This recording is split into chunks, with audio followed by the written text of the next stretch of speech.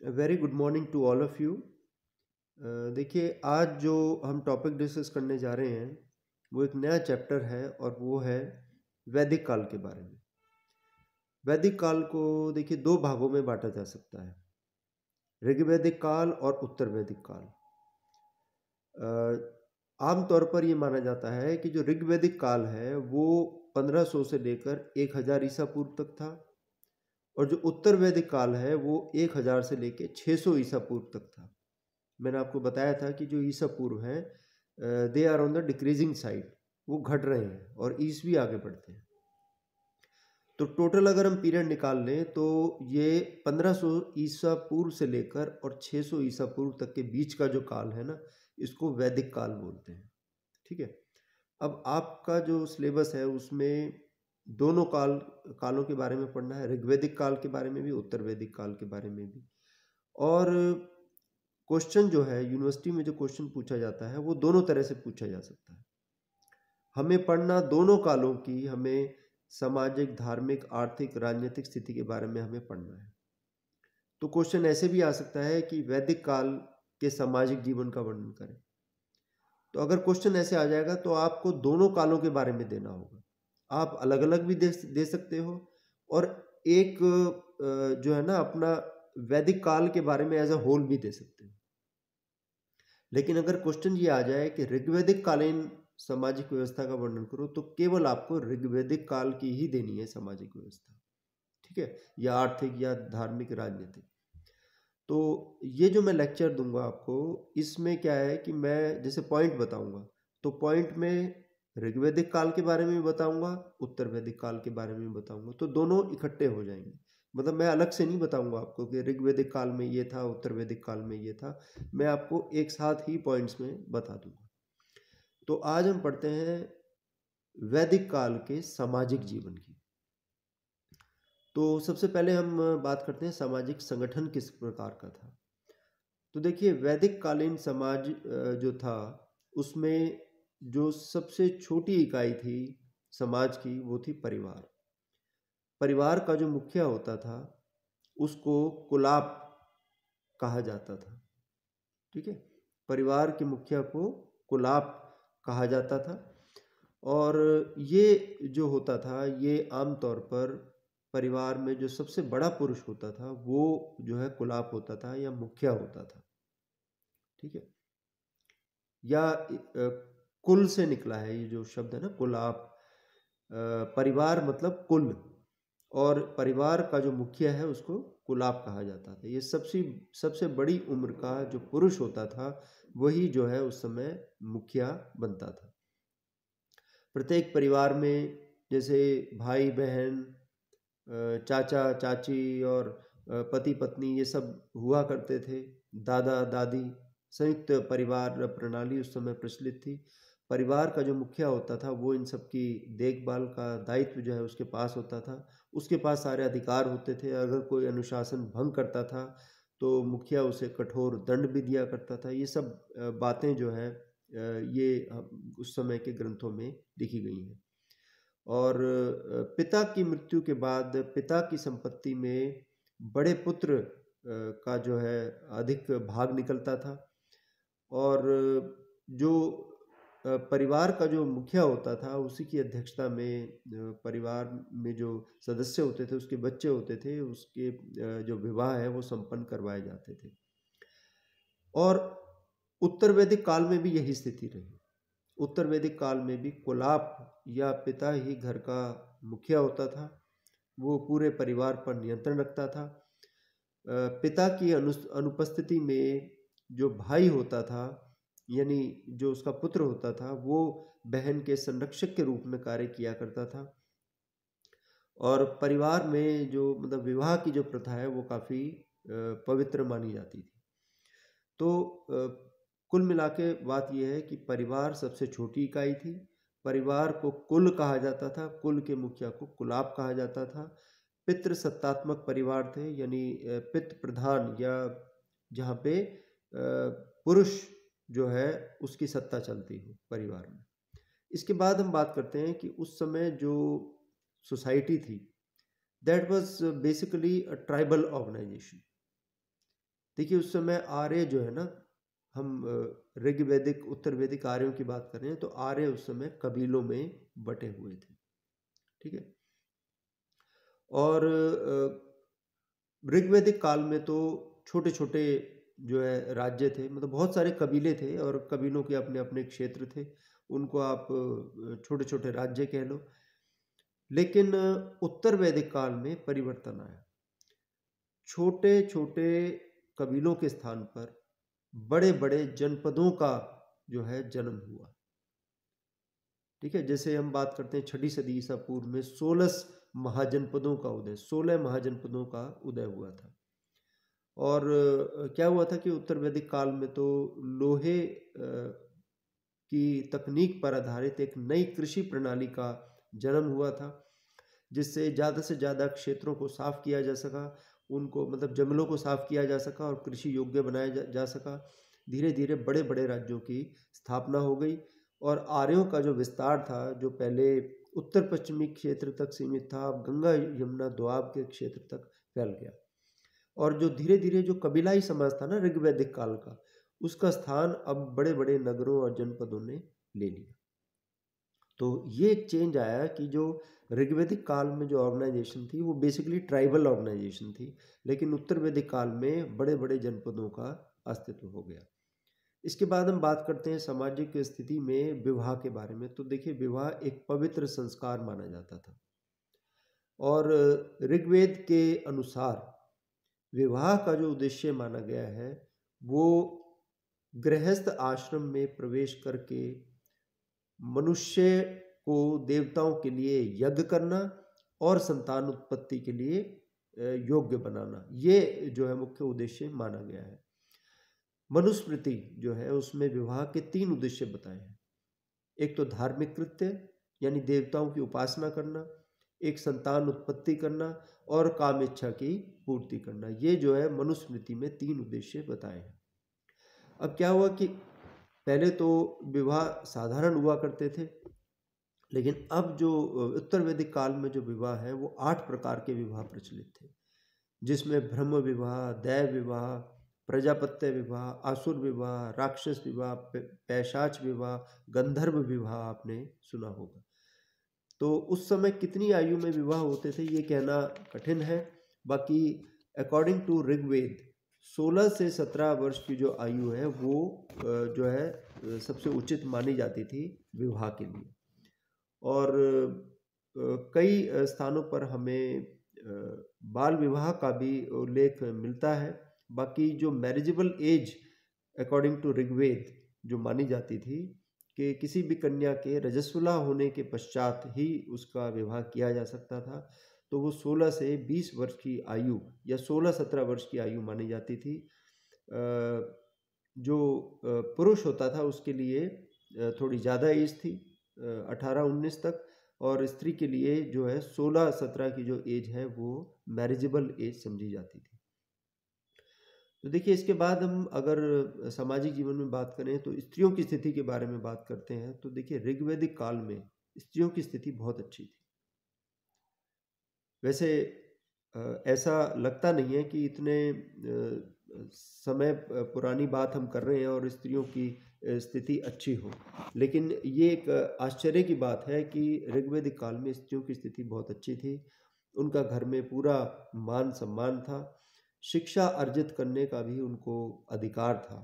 उस समय पढ़ी लिखी स्त्रियां भी हुआ करती थीं, जैसे घोषा, विश्वारा, अपाला, लोपामुद्रा जो है ये जो बड़े बड़े विद्वान होते थे, मुनि होते थे, उनके साथ शास्त्रार्थ भी करती थी, मतलब वाद विवाद भी करती थी, प्रश्न और उत्तर ये किया करती थी। तो देखिए स्त्रियों की स्थिति बहुत अच्छी थी। किसी भी तरह की कोई कुप्रथा उस समय प्रचलित नहीं थी, ना पर्दा प्रथा थी, और विवाह योग्य आयु भी देखिए 16 से 17 साल समझी जाती थी। और स्त्रियों में और जो बुराइयां हैं जैसे सती प्रथा वगैरह, इस तरह की कोई प्रथा उस समय प्रचलित नहीं थी। स्त्रियों का स्थान बहुत ऊंचा था और कोई भी यज्ञ स्त्रियों की मौजूदगी के बिना जो है संपन्न नहीं समझा जाता था। ये एक और ख़ास बात है। कि घर के जो स्त्री पुरुष होते थे उनका यज्ञ में बैठना अनिवार्य होता था। कोई भी यज्ञ स्त्री की मौजूदगी के बिना पूरा नहीं समझा जाता था। तो ऋग्वैदिक काल में तो ये स्थिति थी, लेकिन उत्तर वैदिक काल में स्थिति में परिवर्तन आया। अब स्त्रियों की स्थिति जो है इतनी अच्छी नहीं रही जितने की ऋग्वैदिक काल में थी, लेकिन इसका मतलब ये नहीं कि स्त्रियों की स्थिति खराब हो गई। ऋग्वैदिक काल की अपेक्षा स्त्रियों की स्थिति इतनी अच्छी नहीं रही। कैसे? अब अगर हम शिक्षा की बात करें तो देखिए, शिक्षा का अधिकार तो उनको अब भी था। उत्तर वैदिक काल की कुछ स्त्रियों के हमें नाम मिलते हैं जो कि विदुषियां हुआ करती थी, जैसे गार्गी, बकाकनावी। ये स्त्रियां जो है उनके नाम मिलते हैं कि इन्होंने भी ऋषियों मुनियों के साथ शास्त्रार्थ किया था। लेकिन अगर हम दूसरे पक्ष को देखें, उत्तर वैदिक काल में स्त्रियों की स्थिति में परिवर्तन ऐसे आया है कि एक तो अब यज्ञ में उनका बैठना अनिवार्य नहीं रहा। अब पहले तो क्या होता था कि स्त्री पुरुष खुद ही यज्ञ कर लिया करते थे, लेकिन अब स्त्रियों का बैठना जरूरी नहीं रह गया। अब पुरोहितों के माध्यम से जो है यज्ञ संपन्न कराए जाते थे, और ये स्थिति थी। मतलब अगर हम ओवरऑल देखें तो स्त्रियों की स्थिति अच्छी थी, लेकिन ऋग्वैदिक काल की अपेक्षा स्त्रियों की स्थिति में पहले की अपेक्षाकृत परिवर्तन आया था, और स्त्रियों को संपत्ति में भी अधिकार जो है उनका समझा गया था।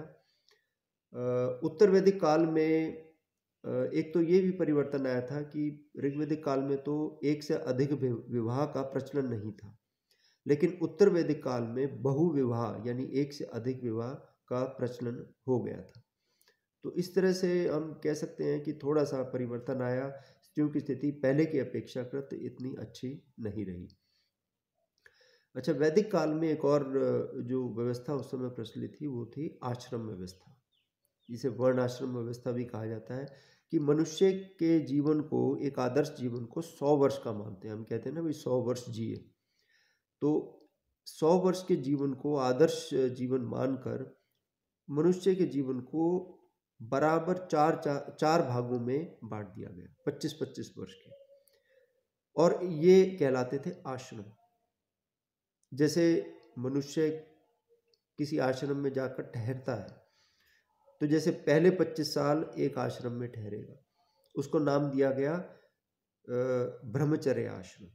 उसमें मनुष्य अपनी शिक्षा अर्जित करेगा और अपने आप को आगामी जीवन के लिए योग्य बनाएगा, उसको ब्रह्मचर्य आश्रम कहा गया।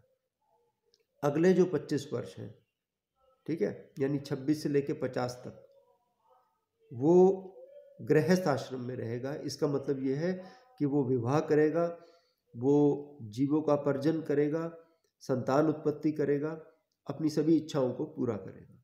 वो गृहस्थ आश्रम कहलाया। इसके बाद आता है 51 से लेके और 75 वर्ष की जो आयु है, इसको कहते हैं वानप्रस्थ आश्रम। इसमें क्या है कि मनुष्य ने अब गृहस्थ आश्रम व्यतीत कर लिया, अब वो 50 साल का हो गया है, तो अब वो वनों में जाकर तपस्या करेगा, ठीक है, आध्यात्म की तरफ जाएगा। और फिर जो अगला जो आश्रम है, अंतिम आश्रम, यानी 76 से 100 वर्ष की आयु तक, वो है संन्यास। यानी अब वो पूरे अपने जो बंधन है हर प्रकार के, देखिए वानप्रस्थ में अभी बंधनों से मुक्त नहीं हुआ था वो, लेकिन जो संन्यास आश्रम में है वो अपने पूरे बंधनों से मुक्त हो जाएगा। तो वो वनों में चला जाएगा और फिर वो गुमनाम हो जाएगा, ठीक है। तो इस तरह का जो जीवन है उसको हम कहते हैं संन्यास आश्रम।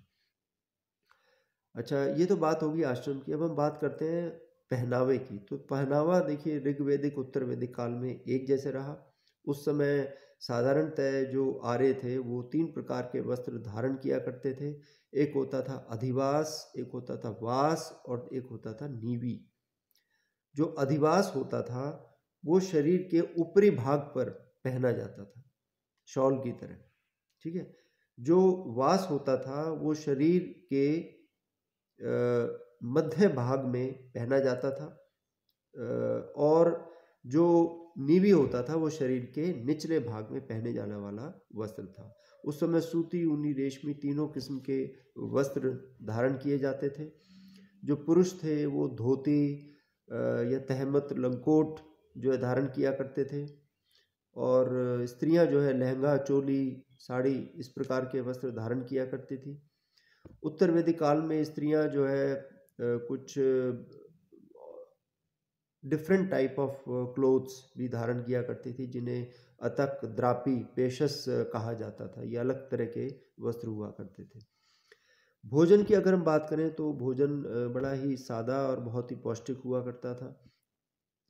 उस समय गेहूं का ऋग्वेद में हमें उल्लेख मिलता है। गेहूं, चावल, दाल जैसे कि उड़द, मूंग, मसूर, ये सब दालों का प्रयोग हुआ करता था। ऋग्वेदिक काल के लोग मांस भी खाया करते थे। ऐसा नहीं कि वैदिक काल में लोग मांस नहीं खाते थे, मांस का भी प्रयोग होता था। दूध, दही, मक्खन इन सब का प्रयोग होता था। चावल और दूध मिलाकर जो है खीर बनाई जाती थी।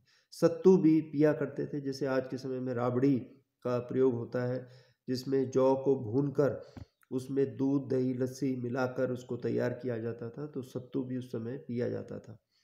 बाकी ऋग्वेदिक आर्यों के जो मुख्य पेय पदार्थ थे वो सोमरस और सुरा थे। सोमरस तो एक तरह से उसको भगवान का दर्जा ही दिया गया था, आजकल के भांग की तरह। जैसे Soma was a god at that time, उसको भगवान के रूप में पूजा जाता था, सोम देवता। सोमरस का सेवन जो है बुरा नहीं समझा जाता था, लेकिन सुरा का जो सेवन है, सुरा मतलब शराब, उसका सेवन बुरा समझा जाता था। और इसके अतिरिक्त उत्तर वैदिक काल में कुछ अन्य जो कुछ पेय पदार्थ होते थे, जैसे मासर, पूर्तिका, अर्जुनानी, इनका प्रयोग किया जाता था। और आर्य लोग जो है वो ज़मीन पर बैठकर खाया करते थे। उनका मानना था कि जैसा अन्न वैसा मन, जैसे तुम अन्न खाओगे वैसे तुम्हारा मन रहेगा। और इस तरह से उनका जो खान पान था वो बहुत ही सादा था और बहुत ही पौष्टिक था। आभूषण की अगर हम बात करें तो उस समय कर्ण शोभन यानी कान में पहनने वाले, नाक में पहनने वाली नथुनी, और जो गले में पहनने की वाला जो हार होता है जिसे निष्क कहा जाता था, रुक्स कहा जाता था, जो कि छाती पर पहनने वाला भूषण होता था, विमुक्ता कहा जाता था, मोतियों की जो माला होती थी, और कान के बुंदल वगैरह, मतलब ये सारे जो आभूषण आज के टाइम में जो धारण किए जाते थे उस समय धारण किए जाते थे। और इसी तरह से आर्य लोग सिर में जो है बालों में तेल लगाकर जो है कंघी से उसको काढ़ा करते थे। और मतलब पाउडर, लाली, काजल वाजल, ये सब इन सब चीज़ों का उस समय प्रयोग हुआ करता था। अगर हम उस समय समाज में वर्ण व्यवस्था की बात करें तो समाज 4 वर्णों में बटा हुआ था: ब्राह्मण, क्षत्रिय, वैश्य, शूद्र। लेकिन ये था कि कोई भी व्यक्ति अपने कर्मों के आधार पर उच्च वर्ण भी प्राप्त कर सकता था। यानी कोई क्षत्रिय है तो वो ब्राह्मण बन सकता था अपनी योग्यता के आधार पर, कोई वैश्य है तो वो क्षत्रिय बन सकता था, कोई शूद्र है तो वो वैश्य, क्षत्रिय, ब्राह्मण भी कहला सकता था। अपने कर्मों के आधार पर था। मनुष्य का जो मतलब उसका जो कार्य था, कार्य के आधार पर उसको वर्ण दिया गया था। यानी मनुष्य की जो जाति का जो आधार था वो जन्म ना होकर कर्म था। ठीक है। लेकिन उत्तर वैदिक काल में इसमें परिवर्तन आया। उत्तर वैदिक काल में जाति का आधार जन्म हो गया, कर्म नहीं रहा। जो जिस घर में जन्म लेता था उसको उसी जाति का समझा जाता था। तो ये वर्ण व्यवस्था इस प्रकार की थी। जैसे ऋग्वेद के 10वें मंडल पुरुष सूक्त में कहा गया है कि ब्राह्मणों की उत्पत्ति ब्रह्मा के मुख से हुई है, क्षत्रियों की उत्पत्ति ब्रह्मा की भुजाओं से हुई है, और जो वैश्य है उनकी उत्पत्ति ब्रह्मा की जंघा से हुई है, शूद्रों की उत्पत्ति पैरों से हुई है। तो इसी तरह से उसके जीवन में जो कार्य थे वो निर्धारित थे। उत्तर वैदिक काल में जाति का आधार कर्म न रहकर जन्म हो गया। देखिए ऋग्वेदिक काल में तो ये जो ऋषि विश्वामित्र थे ये पहले क्षत्रिय थे, लेकिन इन्होंने अपनी योग्यता के आधार पर ब्राह्मण कहलाए और आज उनको ब्राह्मण ही कहा जाता है। और ऋग्वेदिक काल में एक जगह एक वर्णन है जिसमें लिखा है कि मैं कवि हूँ, मेरे पिता वैद्य हैं, मेरी माता आटा पीसती है। ये सभी कार्य करते हुए एक इकट्ठे रहते हैं। यानी कि जाति का आधार कर्म था, जन्म नहीं था। लेकिन उत्तर वैदिक काल में इसमें परिवर्तन आया था। तो ये जो है पूरा हो गया आपका जो टॉपिक है वैदिक काल में, ऋग वैदिक काल का सामाजिक जीवन और उत्तर वैदिक काल का सामाजिक जीवन, ये आप तैयार कर लेना। Thank you.